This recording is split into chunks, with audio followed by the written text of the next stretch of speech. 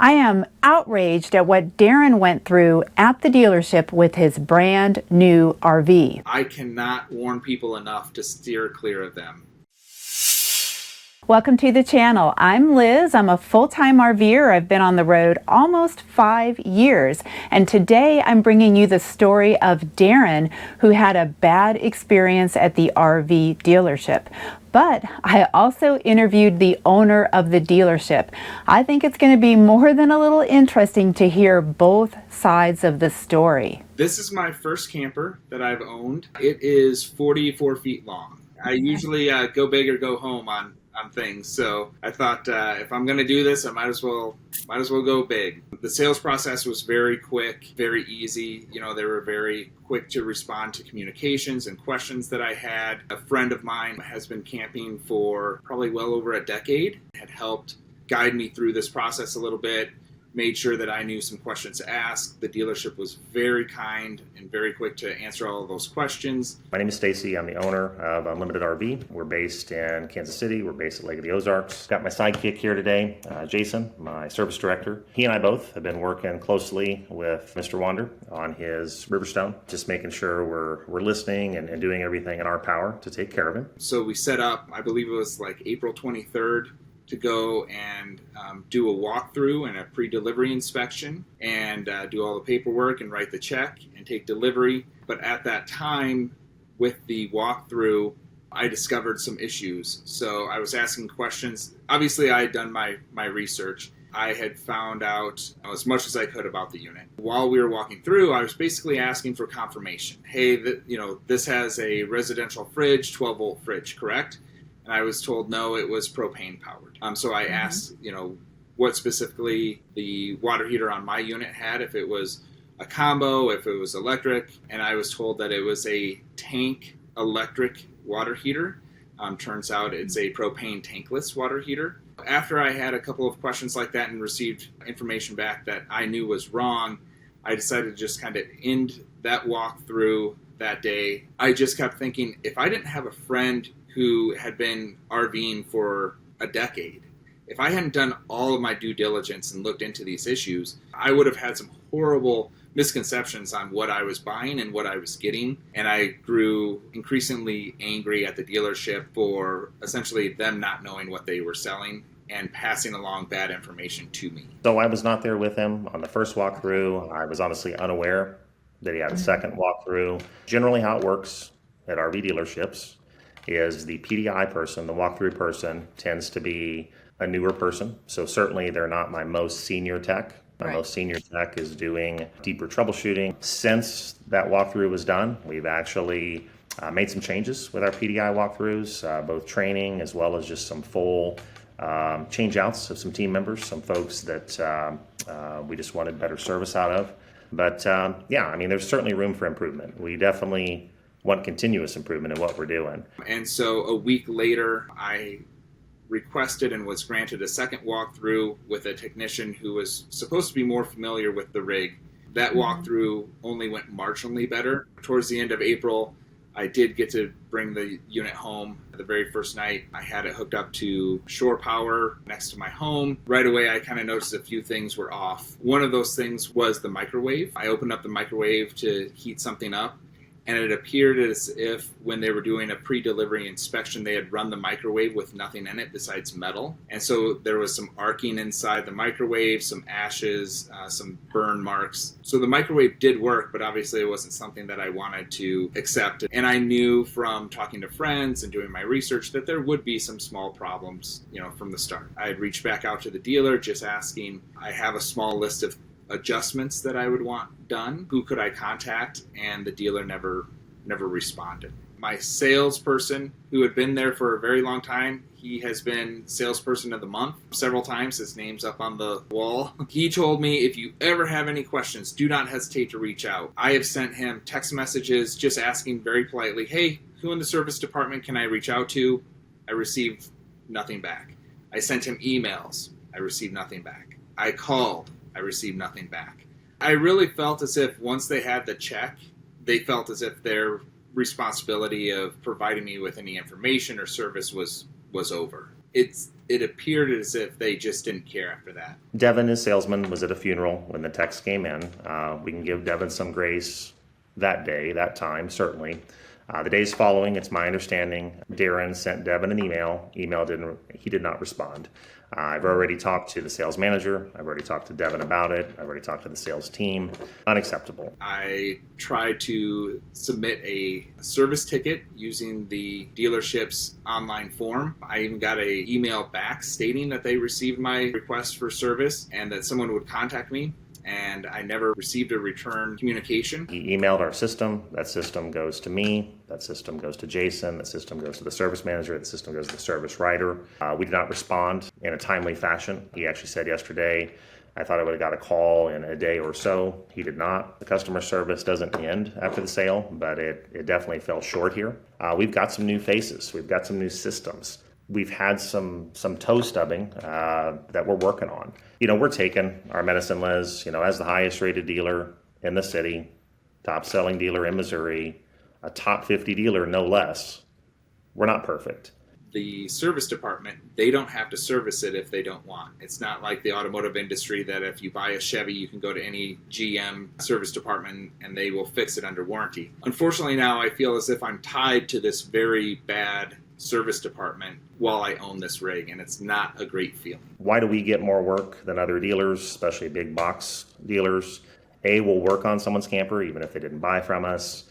B, the big box stores tend to be 3 months out. So finally, I called and finally was able to make a service appointment to have, at that time, what I thought were some very minor tweaks done. I had told the dealership that I had a 3-week-long trip planned for June 19th, and they said, yep, no problem. We'll schedule you to come in on June 12th, have these small issues taken care of, and you'll be well on your way. Okay, so you had it and slept in it 1 or 2 nights, and it's still April, and they can't see you till June, is that right? Correct. And I was told the first available time for them to be able to see me was almost a month and a half after taking delivery. I just have to say that's outrageous. If you have it for 1 night and they're telling you that they're not even going to look at it for 6 weeks. With our customers that are full-timers, customers that are in them, customers like yourself, 6 weeks is unacceptable. When we set calendar appointments, we base it on usage. We base it on trips. We base it on the volume of work that we have. My hypothesis is that was the next available short of a full-timer. If it was urgent, we would have moved it up. If it's something that is stopping the unit from being used, especially if they just purchased and it's something that they can't use the unit or they can't use it with air conditioning or something like that, we got to get them in as quick as possible. I told them I want the rig completely operational by June 19th. They assured me it would not be a problem. When they told me the June 12th date, I got a little worried, but at that point, everything that needed to be adjusted were kind of small tweaks. Unfortunately, a couple weeks into ownership, the Firefly system that runs everything from the lights to the slide outs to the AC unit, runs absolutely everything. It died on me. The touch panel continued to light up, but was completely unresponsive. So as I was trying to turn on lights, no lights would actually turn on inside the unit. I was unable to run the AC units. I was unable to get the slide outs retracted. I called the dealership and I need this looked at much sooner than June 12th. After a day of kind of negotiating with them, they agreed that I could bring it in, I believe it was Thursday, June 1st. Unfortunately, with the slide outs out and the Firefly system inoperable, I couldn't tow the rig to them. So I asked if they had a tech that would be able to come out and help manually retract the slide outs. And I was told no. I would have to hire someone to come out with an extended warranty or an RV technician to come out. We don't have mobile service. He has an extended, it does cover mobile service. Stacy offered to pay for the deductible on that, and I offered if he wanted, I would come out on site and see if I can get it at least to the point where we could get it to the shop to be diagnosed properly. I spent a solid day learning the Firefly system. I pulled up every schematic I could find online. I was down in the basement of my rig, checking connections with the voltmeter, making sure certain modules had power when they needed to have power. I was disconnecting the battery, reconnecting the battery, disconnecting from shore power, reconnecting to shore power, doing all of these tests. After about a day, I was able to get the system reset to the point where I could get the slide outs retracted into the rig Basically, I dropped it off and said, at the very least, before June 19th, you have to look at the Firefly system. There is something desperately wrong with it.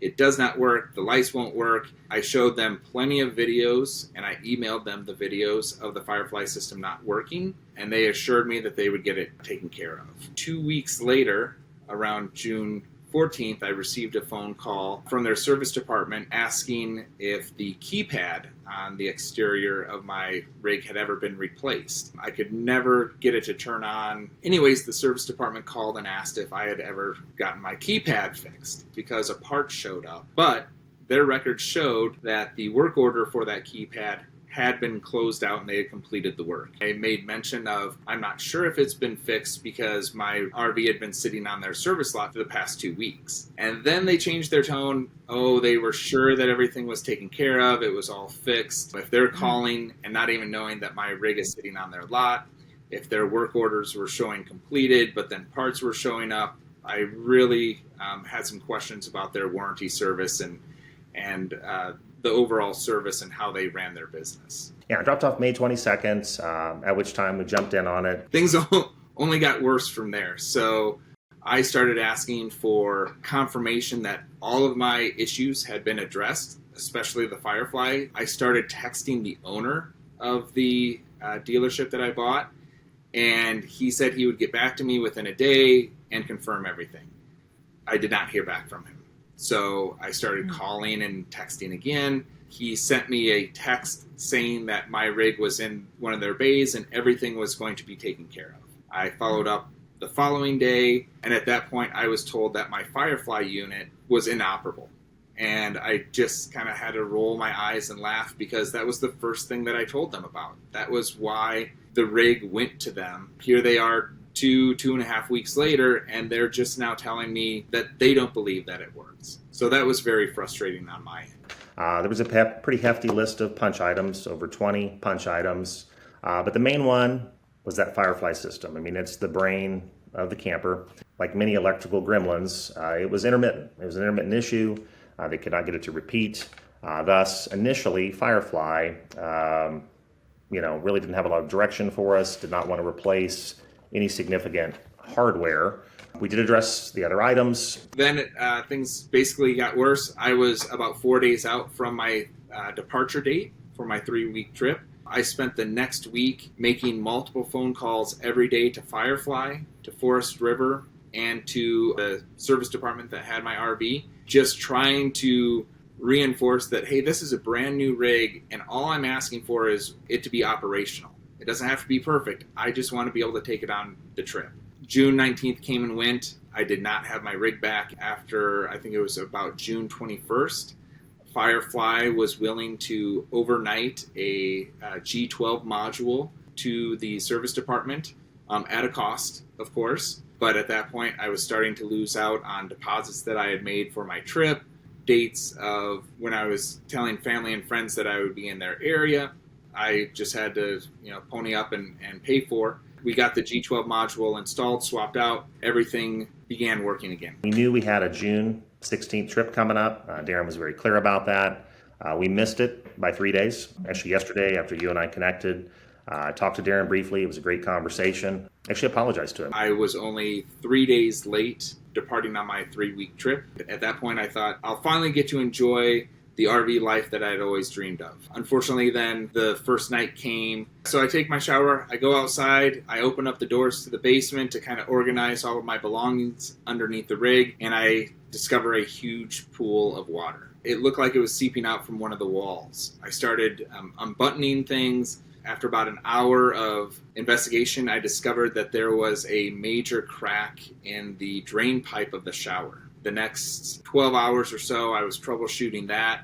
I was finally able to figure out that from the bathroom side, I decided if I could put a sleeve of any sort to get it past that crack, as long as I got the water past that crack, I would be able to use the shower again. Some of the campsites that I had booked for the next 3 weeks didn't have bathrooms, so I desperately wanted to figure out how I could use my shower on this trip. So I made a couple of trips to Home Depot and Lowe's, so I was able to use the shower for the rest of the trip. As of right now, there's still a crack in my plumbing, but the shower is functional. While I was on the trip, I was in constant contact with the service department. So as soon as I got home, within a week, I took it back to them and gave them the new updated list of everything that was broken, from the plumbing to the appliances. Several of the soft close features on the drawers were not functioning. So when I would tow the rig, all the drawers would slide open. And they were actually banging against things inside the rig and some of the slide outs and causing damage. These drawers have to stay closed. I don't care if it's magnetic or friction, what, but I cannot have these drawers opening and closing as I'm driving down the road. So the rig sat again on the service department lot for about 2 weeks. During that time, I made several calls to Forest River. I was put in contact with someone at the Riverstone. Ever since that point, I've received great customer service from Riverstone. So I told the dealership, don't touch anything. I'm taking this back to Indiana where it was built, and they're going to fix everything. Darren picked up August 11th. Really hadn't heard anything since then. I now know it's because he was still disillusioned, still feeling as though Unlimited had not communicated well. Yesterday, when I talked to Darren, I apologized. I said, hey, that's just not how we roll. We care. I want you to know that. I shared with him the 3,000 campers we've sold as the #1 dealer in Missouri. 3,000 campers we've sold. We've had four, approximately 1% go back to the factory.